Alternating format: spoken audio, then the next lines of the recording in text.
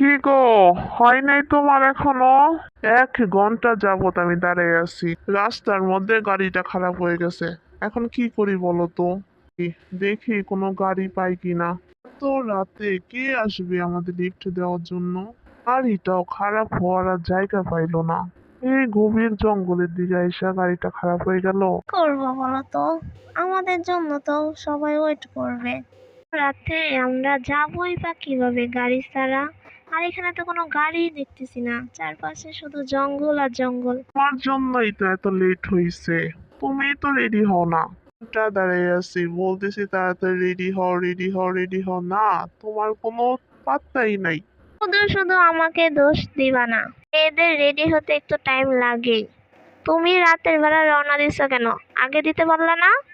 তুমি তো অফিস থেকে আসো না, আবার আমাকে দোষ দাও।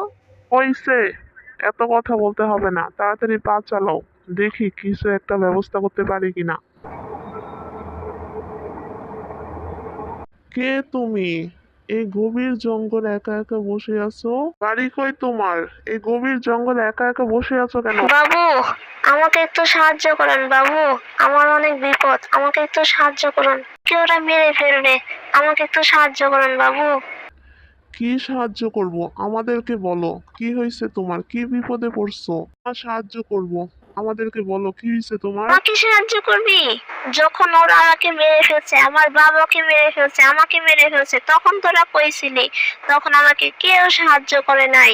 আজ আমি তোদের ছাড়বো না, আমিও তোদের মেরে ফেলবো। আমাকে তোরা বাঁচতে দেস নাই, আমিও তোদের বাঁচতে দিব না। আমরা কি করছি? আমাদের মারবা কেন? আমাদের ছেড়ে দাও প্লিজ। আমরা তো তোমার কোনো ক্ষতি করি নাই। না, আমি তোদের ছাড়বো না, আমি তোদের কাউকে ছাড়বো না, সবাইকে মেরে ফেলবো।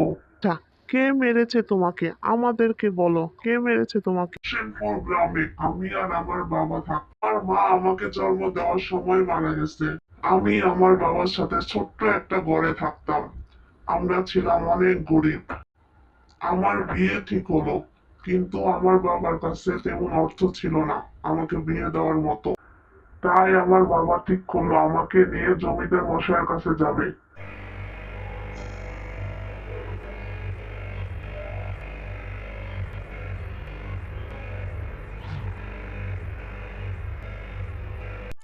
কি হলো বাবা, এখানে একা একা বসে আছো কেন?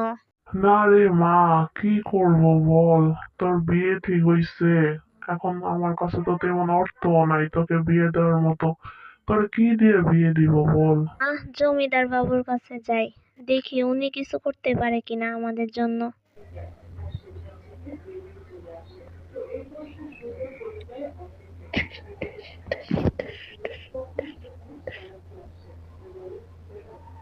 জমিদার বাবু, জমিদার বাবু, বাড়িতে আছেন আপনি? কি রে, তুই এখানে?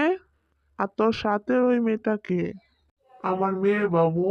ওই ছাড়া পৃথিবীতে আমার আর কেউ নাই। এর বিয়ে ঠিক হয়েছে বাবু, ওর জন্যই আমি আপনার কাছে আসছি।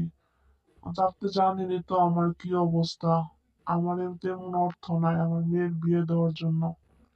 আপনি যদি আমাকে একটু সাহায্য করেন বাবু, তাহলে আমি আমার মেয়ের বিয়েটা ঠিক মতো দিতে পারি। তোর মেয়েকে আমার অনেক পছন্দ হয়েছে, তোর মেয়েকে আমার বাড়িতে রেখে যা।